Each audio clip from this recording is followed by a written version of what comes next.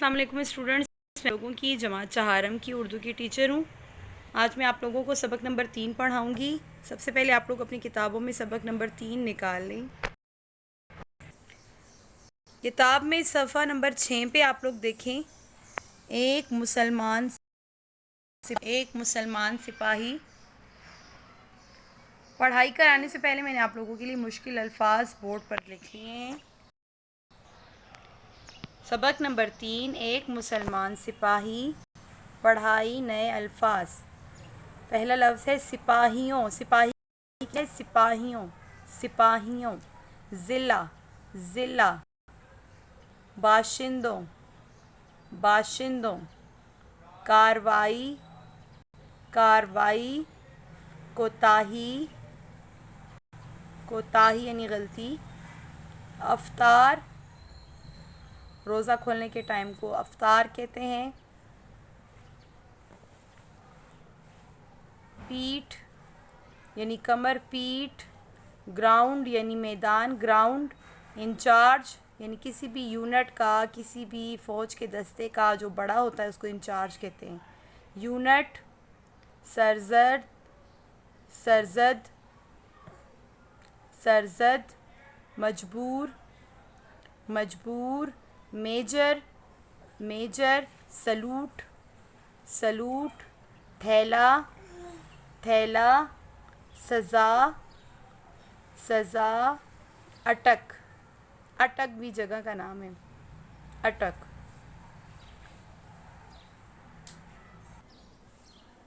ایک مسلمان سپاہی، یہ پاکستان آزاد ہونے سے پہلے کی کہانی ہے، ایک سپاہی کی کہانی ہے اور سچی کہانی ہے۔ اس کو آپ نے غور سے سننا ہے اور پڑھنا ہے۔ قیام پاکستان یعنی پاکستان بننے سے پہلے، قیام پاکستان یعنی پاکستان بننے سے پہلے، قیام پاکستان سے قبل سارے ہندوستان پر انگریزوں کی حکومت تھی۔ کس کی حکومت تھی؟ انگریزوں کی حکومت تھی۔ جب پاکستان آزاد نہیں ہوا تھا تو پورے ہندوستان پر کس کی حکومت تھی؟ انگریز حکومت کرتے تھے۔ فوج کے افسر تو زیادہ تر انگریز تھے۔ فوج کے افسر تو زیادہ تر انگریز تھے، البتہ زیادہ تعداد مقامی باشندوں کی تھی۔ مقامی باشندوں کا مطلب ہے یعنی یہ تو ہندوستان تھا تو ہندوستان کے جو باشندے تھے وہ مسلمان اور ہندو ہی تھے، تو مقامی باشندوں یعنی اسی جگہ کے جو نوجوان تھے وہ کون تھے؟ وہ سپاہی تھے۔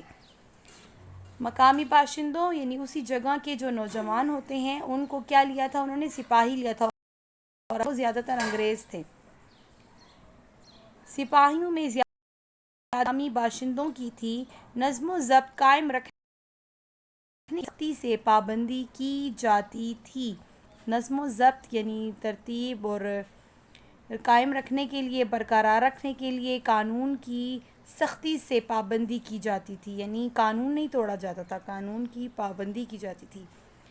جب کبھی کسی سپاہی سے کوئی غلطی سرزد ہو جاتی یعنی کوئی غلطی ہو جاتی تو فوج کے قانون کے مطابق اسے سخت سزا دی جاتی۔ جب کبھی کسی سپاہی سے کوئی غلطی سرزد ہو جاتی تو فوج کے قانون کے مطابق اسے سخت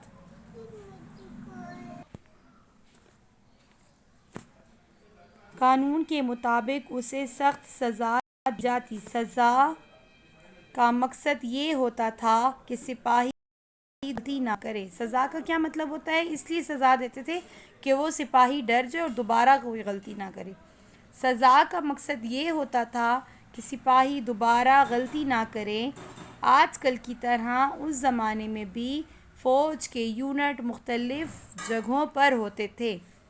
آج کل کی طرح اس زمانے میں بھی فوج کے یونٹ مختلف جگہوں پر ہوتے تھے، یعنی فوج کے یونٹ بنائے جاتے تھے، لڑکوں کے گروپ بنائے جاتے تھے اور ان کو مختلف جگہوں پر بھیجا جاتا تھا تاکہ وہ وہاں پر اپنی ڈیوٹی دے سکیں۔ فوج کا ایک یونٹ ضلع اٹک علاقے میں بھی تھا۔ فوج کا ایک یونٹ یعنی لڑکوں کا ایک دستہ، سپاہیوں کا ضلع اٹک یعنی ضلع اٹک میں ایک جگہ اٹک تھا کے علاقے میں تھا، اس یونٹ کا انچارج ایک انگریز میجر براؤن تھا. اس یونٹ کا انچارج میجر براؤن تھا. اس کے دفتر کے سامنے پیریڈ گراؤنڈ تھا، یعنی جہاں پر وہ فوجی دستے جو ہیں، لڑکے جو ہیں پیریڈ کرتے تھے، اپنی ڈیوٹی دیتے تھے، اس گراؤنڈ کے سامنے ہی کس کا تھا؟ آفس تھا. میجر براؤن کا دفتر تھا، اس کے سامنے ہی پیریڈ گراؤنڈ ہوتا تھا. گرمیوں کا موسم تھا، سخت گرمی تھی. ایک روز میجر براؤن اپنے دفتر میں بیٹھا کام کر رہا تھا.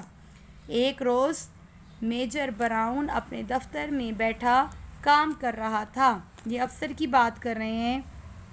ایسے میں میجر براؤن نے دیکھا کہ ایک سپاہی کو سزا کے طور پر گراؤنڈ میں دوڑایا جا رہا ہے.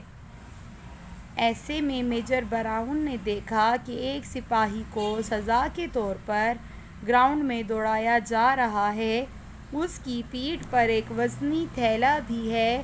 اس کی پیٹھ یعنی اس کی کمر پر ایک وزنی تھیلا بھی ہے. سپاہی وہ وزنی تھیلا اٹھائے ہوئے تیزی کے ساتھ گراؤنڈ کے چکر لگا رہا